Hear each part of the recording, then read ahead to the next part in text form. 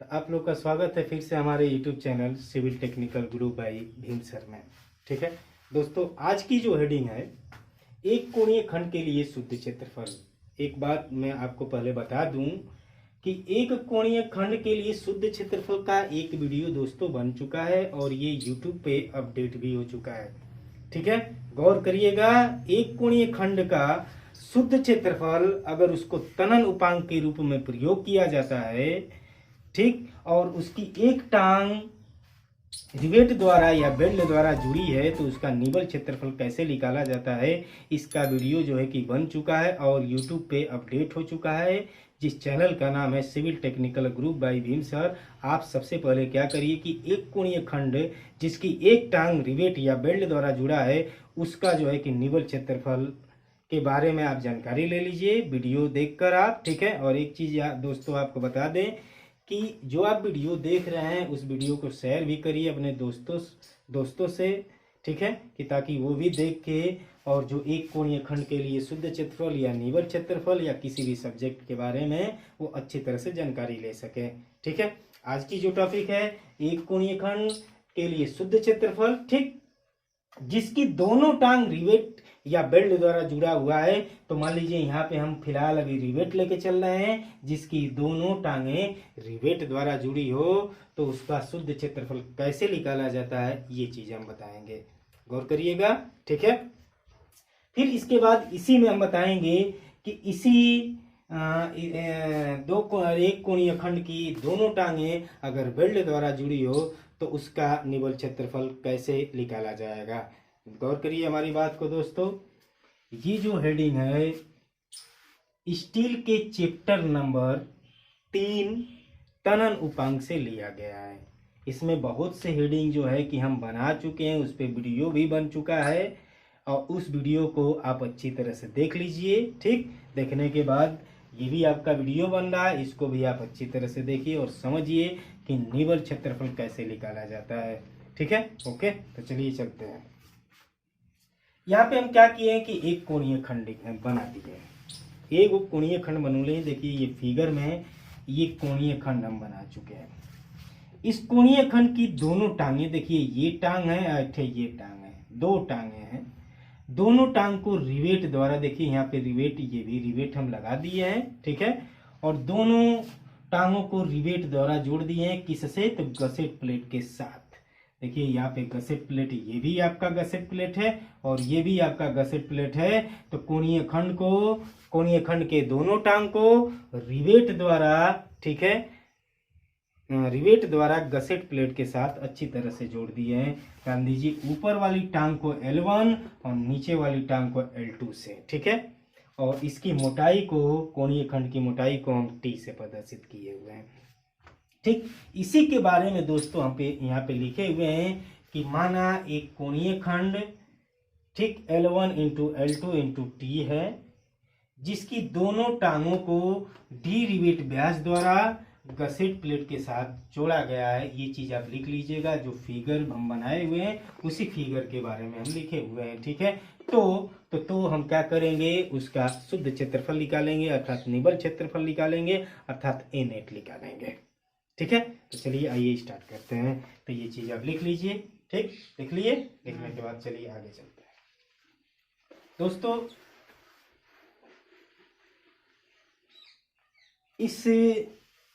इसका निबल क्षेत्रफल निकालने के लिए सबसे पहले हम आपको कुछ बातें बताना चाह रहे हैं।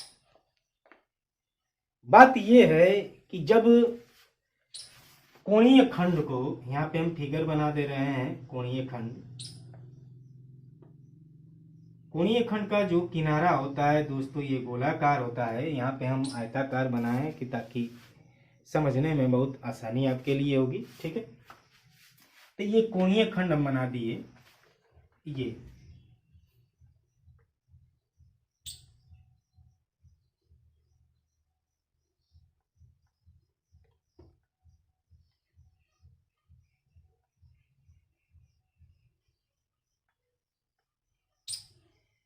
माई होतनिया जैतू,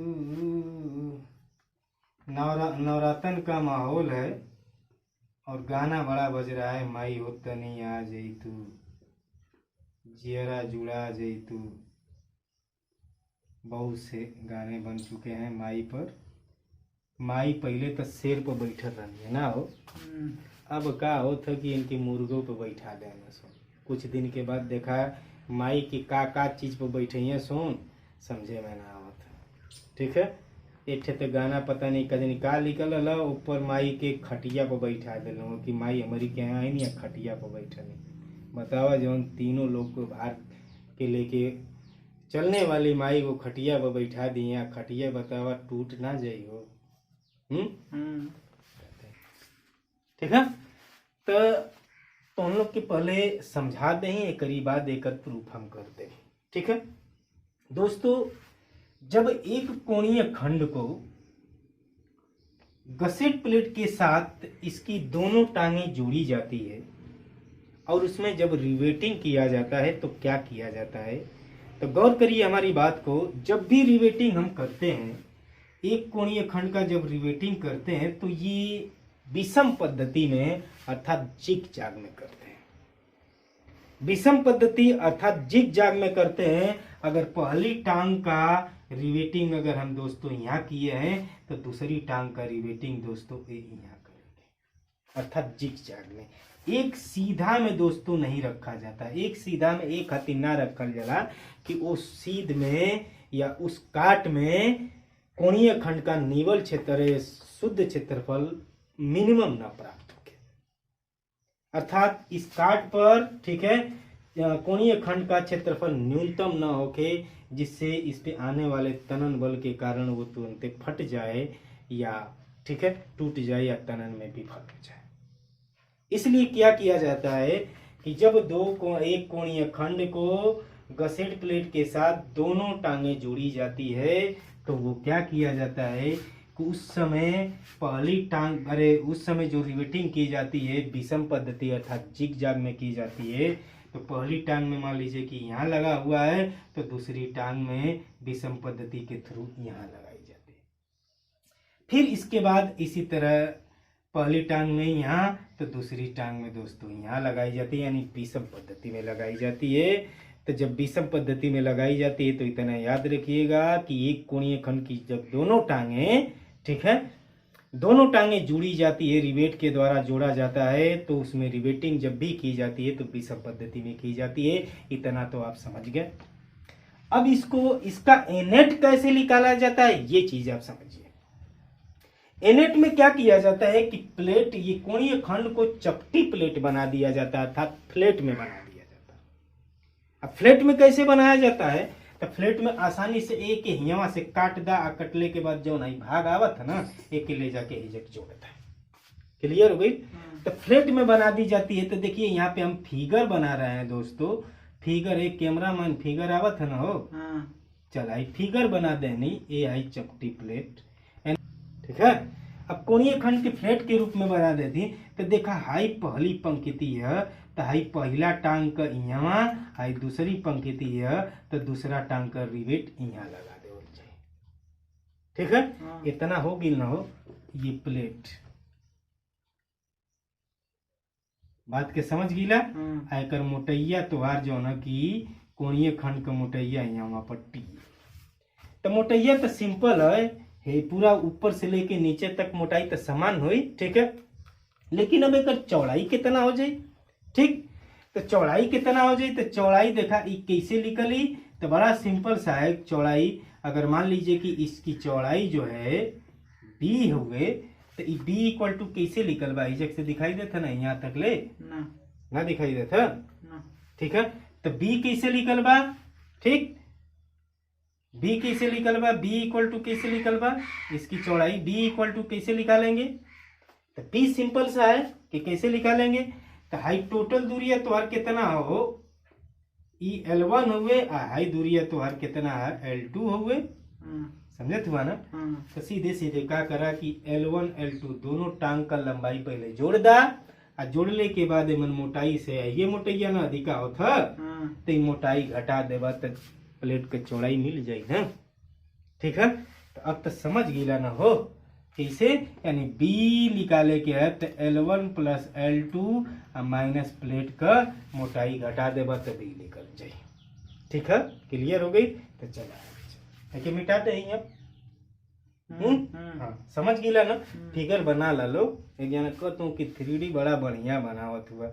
अरे भैया हम कूल चीज का 3D बना देला, एक आदली लिया के दिखा दिया कि ये चीज का 3D बनावे के बना दे। ठीक है, तो अब हम उनका क्या करते हैं कि एक एक चपटी प्लेट में बदल देते हैं। ये तो देखा है, यहाँ पे हम चपटी प्लेट में बदल देते हैं। ए हाई हो गई,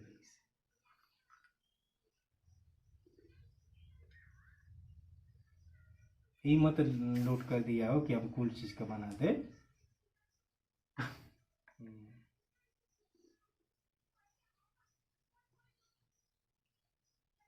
ठीक है, तब चपटी प्लेट की मोटाई है तो टी हो गई।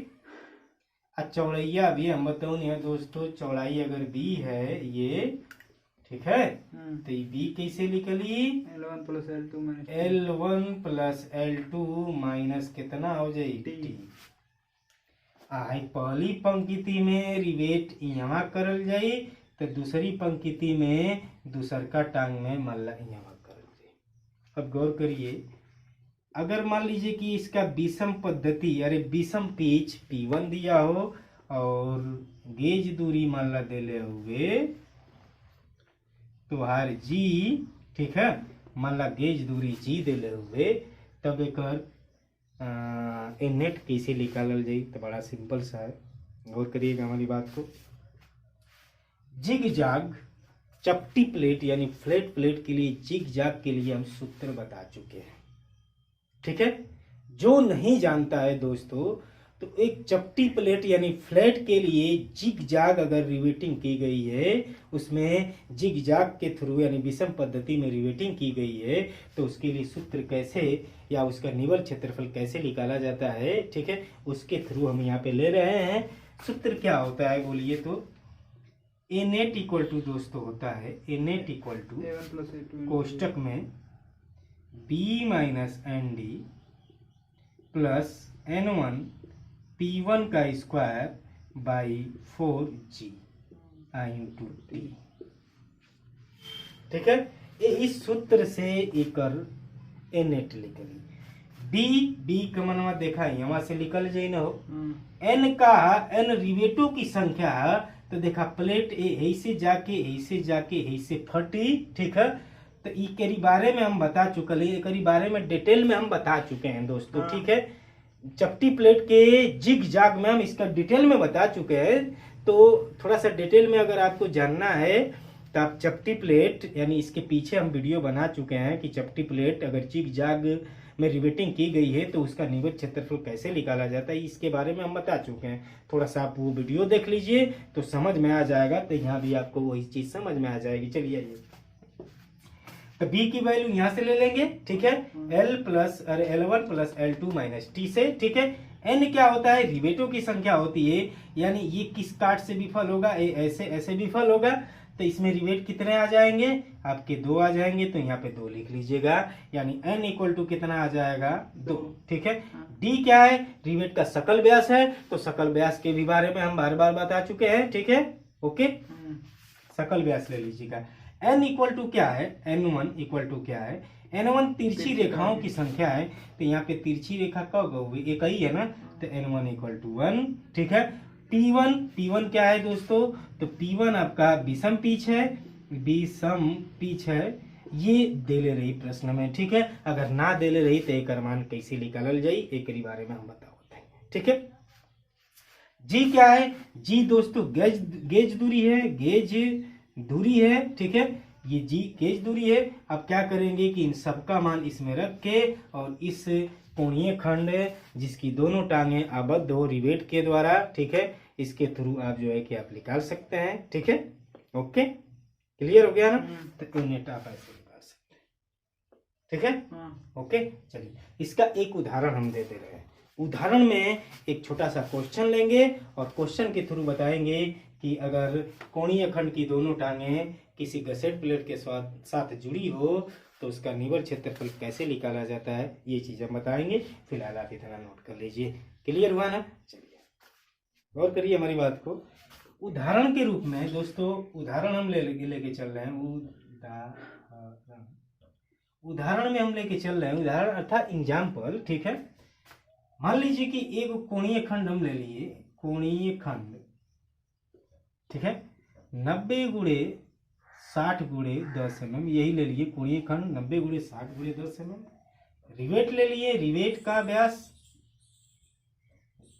ले लिए 16 mm।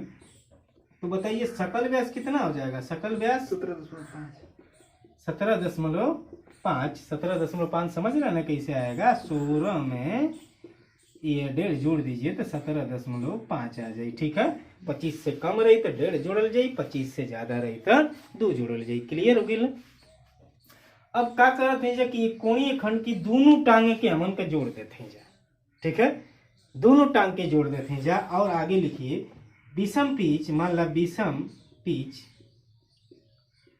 पिच मैं बता दे रहा हूं। मान लीजिए कि विषम पिच आपका 70 दिया, अरे विषम पिच आपका दिया हुआ है 65। ठीक है, और गेज दूरी दी हुई है, गेज दूरी आपका दिया हुआ है मान ला 80 mm। ठीक, एक ये छोटा सा क्वेश्चन ले लिए उदाहरण के रूप में कि एक कोणीय खंड 90 गुणे 60 गुणे 80 mm। ठीक है, 10 mm। रिवेट का व्यास 16 mm। सकल व्यास मान लीजिए कि यार 16 व्यास निकाल लेंगे 17.5। विषम पिच 65 और गेज दूरी मान के चला कि 80 mm ले लें। तो एक क्वेश्चन के पहले लिख लो। ठीक है, लिखने के बाद अब एक क्वेश्चन के यहाँ पे हम लिखते हैं। देखा हाई कितना हो तुम्हार 60 हुए, हाई कितना हुए हो तुम्हार 90 हुए। रिवेट का व्यास कितना है? 16 mm है। ठीक है, ओके।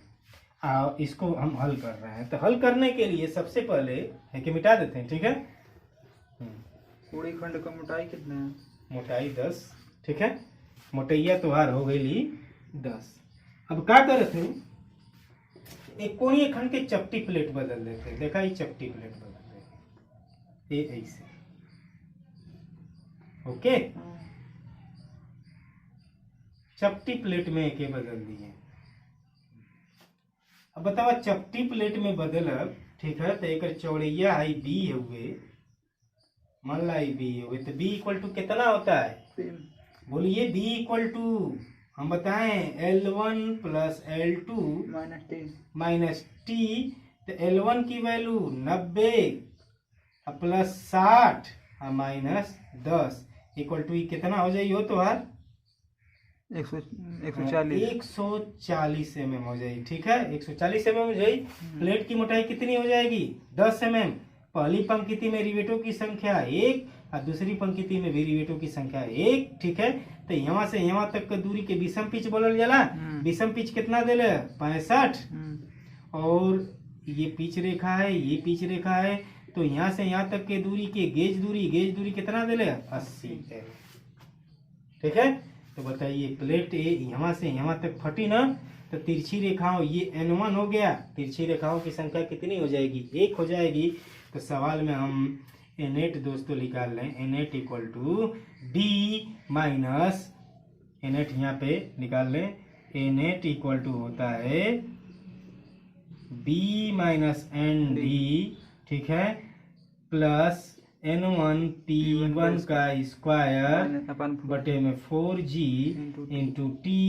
ठीक है, तो N8 इक्वल टू यहाँ लिख दे रहे हैं N8 इक्वल टू सूत्र में 10 लिखे। ठीक है, N8 इक्वल टू बोलिए B की वैल्यू कितनी है? 140। तो कैलकुलेशन कराओ माइनस N1 की, अरे N कितना रिवेट हो जाएगा? 1 और 2 को रिवेट हो जाए ना, तो 2 रिवेट, तो 2 इंटू 17.5 यानी सकल व्यास अभी हम लिखवा चुके हैं 17.5 प्लस N1 यानी रिवेटो, अरे तिरछी रेखाओं की संख्या 1। P1 की वैल्यू कितनी है आपकी? P1 की वैल्यू हम लिखवा चुके हैं, ये है 65। अब 4 इंटू G की वैल्यू कितनी है? 80। ठीक है, इंटू ये हो जाएगा 10। तो कैलकुलेट करिए, देखिए कितना आ जाएगा। तो ये कितना आ जाएगा बोलिए? 1182.03 mm का स्क्वायर। दोस्तों यही आपका आंसर हो गया।